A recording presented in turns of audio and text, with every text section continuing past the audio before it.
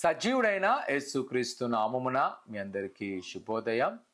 నేటి యొక్క వాగ్దానం సామెతల గ్రంథము 2వ అధ్యాయం 11వ వచనం. బుద్ధి నిన్ను కాపాడును, వివేచన నీకు కావలి కాయును. సామెతల గ్రంథములో మన జీవన శైలి సంబంధించిన జ్ఞానము కలదు. ఒకవేళ నీ జీవితంలో ఒక సరైన మార్గములో నువ్వు వెళ్ళాలి అనుకున్నట్లయితే సామెతల గ్రంథం చదవడము ఎంతో శ్రేయస్సం. ఆనాటి జ్ఞాని అయిన రాజైన సొలొమోను గారికి దేవుడిచ్చిన ఈ ప్రేరణ, ఈ గ్రంథంలో తెలిపిన జ్ఞానవాకుల ప్రసంగమా, వాటిని మనము సరిగ్గా విని అనుసరించినట్లయితే నువ్వు చూడగలవు దేవుని యొక్క అద్భుతమైన కార్యములు. ఈరోజు ఉదయకాల సమయంలో దేవుని యొక్క వాక్యము చాలా చక్కని మాట ఉందంట. ఆయన యొక్క బుద్ధి నిన్ను కాపాడును, వివేచన నీకు కావలి కాయును.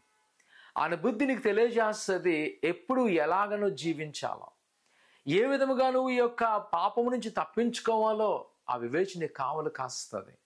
నిజమే, ఈ లోకంలో మనం మోసగించబడతాం. అపవాది చాలా సులువుగా పాపంలో నెట్టివేయాలనుకుంటాడు. దాని దేవుని జ్ఞానం చాలా అవసరం. దేవుని యొక్క వాక్యాన్ని ధ్యానించినట్లయితే, దేవుని యొక్క వాక్యాన్ని సరిగ్గా తెలుసుకున్నట్లయితే నా ప్రియకుమారకుమార్తె ఆ జ్ఞానితో మాట్లాడబోతుంది. ఈరోజు ఆ జ్ఞానం తెలుసుకుంటావా? ప్రార్థన చేసుకుందాం. పరిశుద్ధుడా దేవానికి వందనాలు. అయినా మా జీవన శైలిని మేము ఎరుగుటకు సహాయం దయచేయండి. నీ జ్ఞానాలను సంపాదించటకు సహాయం చేయండి.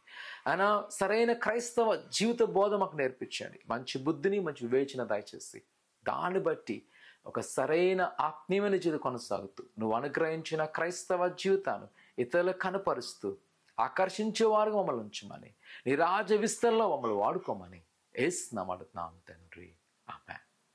ఆయన జ్ఞానం సంపాదించుకో. దేవుడు నిన్ను అనేక మంది దీవెనకరంగా మలుచును గాక. ఆమేన్.